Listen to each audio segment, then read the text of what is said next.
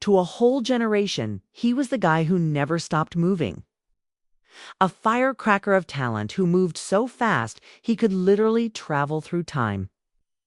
But even at the height of his incredible fame, an invisible clock was already ticking down. This is the story of how the fastest star in Hollywood was forced to learn what it means to be still. It's the devastating, heartbreaking, and in the end, inspiring story of Michael J. Fox in the 1980s. A decade of big hair and even bigger ambition. Few stars burned brighter than Michael J. Fox. He wasn't just an actor. He was a phenomenon, a compact dynamo of charisma, who perfectly captured the spirit of the age. But getting to the top wasn't a sure thing. It was a journey of pure grit, relentless hard work, and that little bit of movie magic he'd soon be. Famous for born Michael Andrew Fox on June 9, 1961 in Edmonton, Canada. His early life was one of constant motion, though not by choice. His dad was a career soldier in the Canadian Armed Forces, and the family moved all over the country until his father retired in 1971 and they settled in British Columbia. This transient life, plus his small stature, he's just 5'4", made fitting in tough. He dreamed of playing professional ice hockey, but his size was a major disadvantage. School wasn't his thing, but he found his home in drama class. On stage, his size didn't matter. His outsized talent and perfect comedic timing did. At just 15, he got his first professional gig on a Canadian TV show. At 17, he dropped out of high school and made the massive decision to move to Los Angeles to chase the dream. When he went to register with the Screen Actors Guild, he hit a snag. There was already a Michael Fox.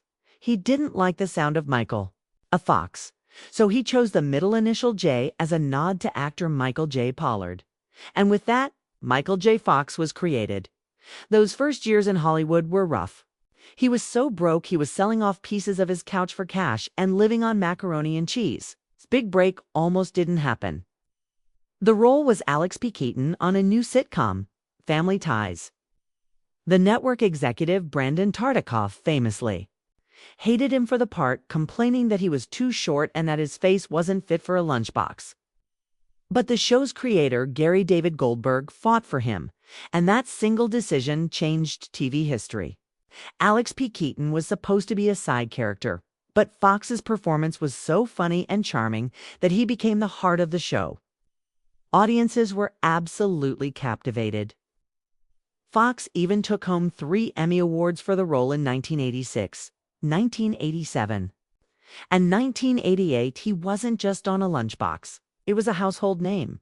While he was still working a grueling schedule on Family Ties, Hollywood came calling. The movie Back to the Future was in trouble and needed a new lead, fast. The director wanted Fox. So for weeks, Fox lived an impossible life. He'd shoot this sitcom all day, then get rushed to the movie set to film all night, catching a few hours of sleep in a van on the way back. He was running on fumes, but he was making magic. That same year, his other movie, Teen Wolf, was also a hit. By the end of 1985, Michael J. Fox wasn't just a star. It was a global phenomenon. He was on top of the world, with a future that looked as limitless as the big screen itself. But lurking in the shadows, a cruel and silent enemy was about to enter the scene. Starting a real-life story, far more dramatic than any Hollywood script. It was 1991. The Back to the Future trilogy was a global sensation. And Michael J. Fox was a superstar. He was married to the love of his life, actress Tracy Pollan, and they had a young son. He was in Florida filming the movie Doc Hollywood, playing another charming, fast-talking character. Life was a whirlwind. Then, one morning, something was wrong. A tremor. Just a tiny involuntary twitch in the pinky finger of his left hand. As he remembers in his documentary, still, he tried to explain it away. Maybe he'd hit his head. He even wondered if he'd gotten into a drunken brawl with Woody Harrelson that he just couldn't remember. But there was no bump, no injury. It was a terrifying message coming from inside his own body. 6 months later, the twitching had spread to his entire left hand, and his shoulder was stiff and painful. He was just 29 years old, an age where you feel invincible, and the doctor gave him a diagnosis that felt like a death sentence. Parkinson's disease. Parkinson's is a progressive disease that slowly robs you of your ability to control your body. It's a disease for the elderly. For a 29-year-old at the peak of his powers, it was, as he put it, incomprehensible. He recalls the doctor telling him with shocking bluntness, "You have Parkinson's disease. But don't worry, you have another 10 good years left to work." To a 29-year-old, that wasn't comforting. It was a countdown clock on his life as he knew it. His first thought was pure disbelief. "You know who you're talking to, right? This doesn't happen to me." But the doctor's words were brutal and final. Progressive, degenerative, incurable. He was told, "You lose this game. You don't win this." His world completely fell apart. The irony was just too cruel. The actor who built his entire career on kinetic energy and quick-witted charm was now facing a future where his own body would become his prison. His first instinct was to escape. He turned to alcohol. "I didn't know what was happening," he explained.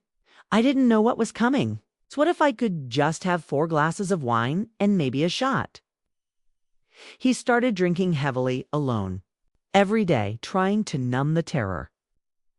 The golden boy of Hollywood had been given a devastating secret, and he would fight his battle in silence for years while the world kept watching.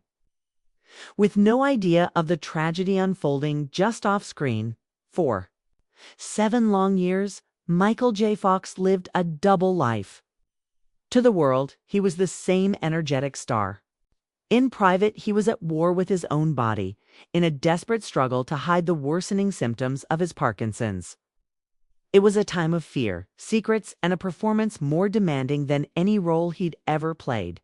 His first reaction was denial. And alcohol. "I was definitely an alcoholic," he later admitted. But with the incredible support of his wife, Tracy, he got sober. The problem was, sobriety made it impossible to hide. "As low as alcohol had brought me," he said, "abstinence would bring me lower. I could no longer escape myself." He had to face his reality, and he did it by throwing himself into his work, using acting as his shield. From 1991 to 1998, he kept making movies, and it was a masterclass in concealment. Since the tremors were mostly on his left side, he learned to hide them. He'd strategically hold a prop in his left hand, stuff it in a pocket, or make a big, distracting gesture with his right. He was constantly choreographing his every move. In 1996, he went back to TV to star in the sitcom Spin City. The title was a dark joke only he was in on. He was playing a guy who could spin any disaster, all while he was desperately trying to spin his own physical reality into something that looked normal. He confided in the show's creators before he signed on, and they supported him completely. On set, the challenge was enormous. He called himself a virtuoso of manipulating drug intake, timing his Parkinson's medication to hopefully peak right when the cameras were rolling. But the drugs were a blunt instrument and came with their own side effects, like writhing, uncontrollable movements called dyskinesia. He was walking a chemical tightrope every single day. The hiding game got almost absurd. At the 1998 Golden Globes, he won an award for Spin City. But he was so frozen from the disease that he couldn't get out of his car. His driver had to circle the block over and over until his medication finally kicked in, allowing him to walk the red carpet like nothing was wrong. By the show's 3rd season, the secret was just too heavy. The tremors were worse. His entire left side would sometimes seize up. He joked darkly that he could mix a margarita in 5 seconds. Hiding it was becoming impossible, and it felt like a lie. He knew he couldn't keep spinning forever. His hidden battle was about to go public in a way that would change everything. By 1998, That wall of secrecy he'd built for 7 years was starting to crumble. Hiding his Parkinson's wasn't just physically exhausting. The emotional toll was becoming unbearable. He finally told his cast and crew on Spin City, and then prepared for the next terrifying step, telling the world E chose People magazine. In November 1998, the headline dropped, Michael J. Fox in battle of his life, the secret was out. Fox said he felt like he was standing naked in the town square, totally exposed and with no idea how people would react. The world's reaction was instant and overwhelming, and it wasn't pity. It was love, support, and pure admiration. It was an amazing time, he remembered. The response was loving and supportive. He also discovered that by sharing his struggle, he had given a voice to thousands of others who were fighting in silence. Going public wasn't just a personal relief. It was a professional turning point, which at the end of his career as a leading man and the start of a new, more important chapter. In 1998, he had a brain surgery known as a thalamotomy, which helped reduce his tremors. He returned for one more season of Spin City, this time with nothing to hide, and won a final, poignant Emmy for his work in 2000. Then, at the height of the show's success, he announced his retirement from full-time acting.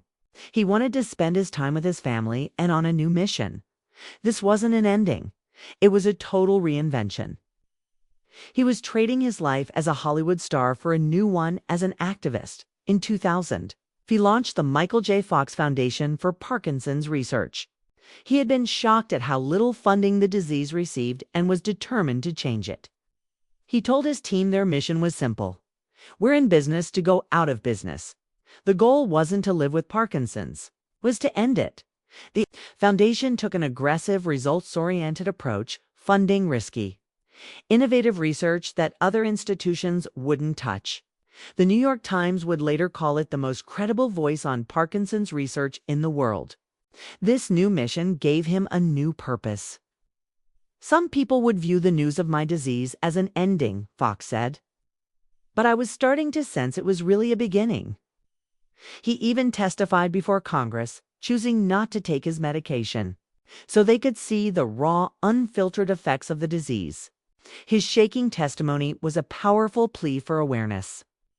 Michael J. Fox, the actor, had become Michael J. Fox, the advocate, embarking on the most important role of his life, fighting for a cure. In the years since, Michael J. Fox has completely redefined what it means to live with a chronic illness.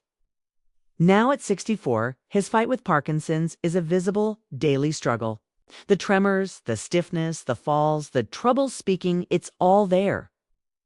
But through it all, he's developed a philosophy built on acceptance, optimism, and a killer sense of humor.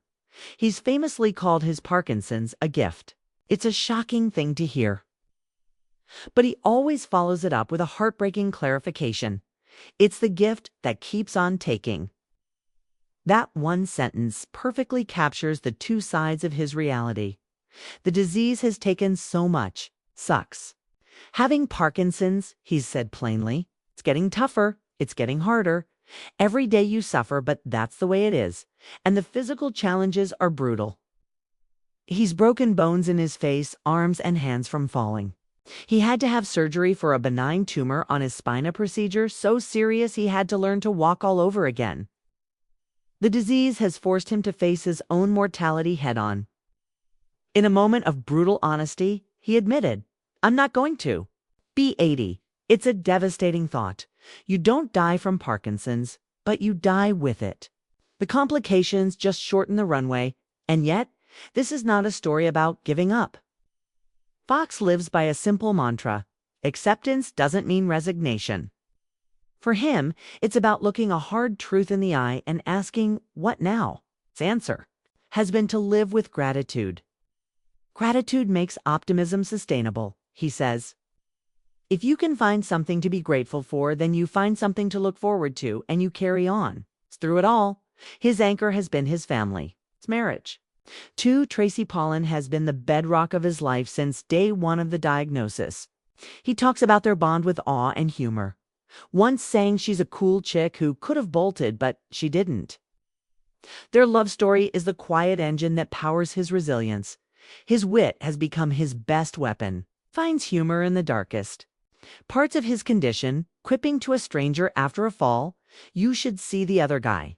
This isn't denial. It's a way of owning his pain, refusing to let it define him.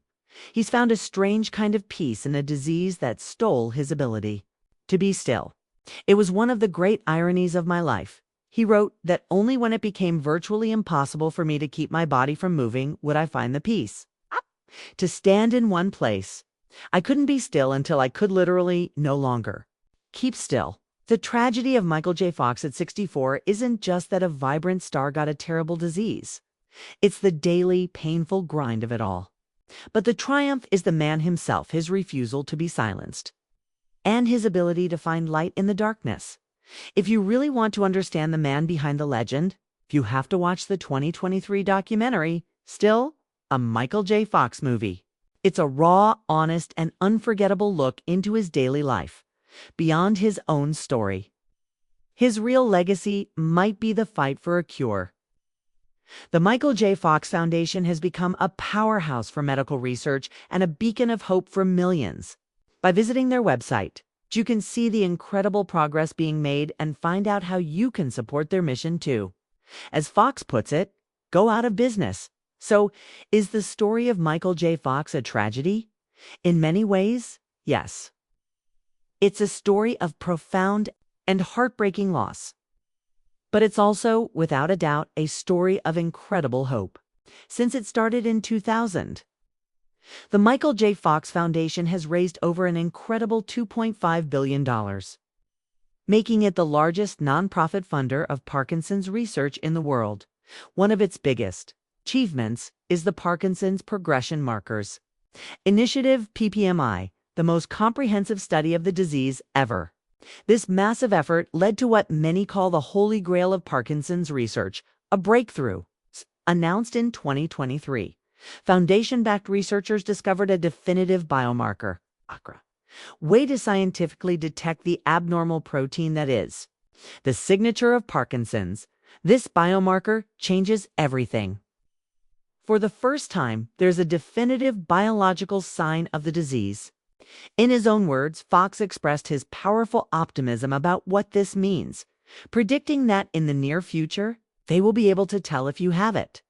They will be able to tell if you're ever going to get it, and will know how to treat it. While that timeline is hopeful, the breakthrough is real. It's the key that could finally unlock early diagnosis and even prevention. When he heard the news, Fox said, "It was one of the few times I cried about what we were doing." At 64, Michael J. Fox is still fighting. His movements are slower and his voice is quieter, but his impact has never been greater. He took a personal tragedy and turned it into a global mission for a cure. He has proven that our challenges don't define us. Our response to them does. Through it all, the boy who was always in motion has created a legacy that will stand still, strong and unshakable for all time.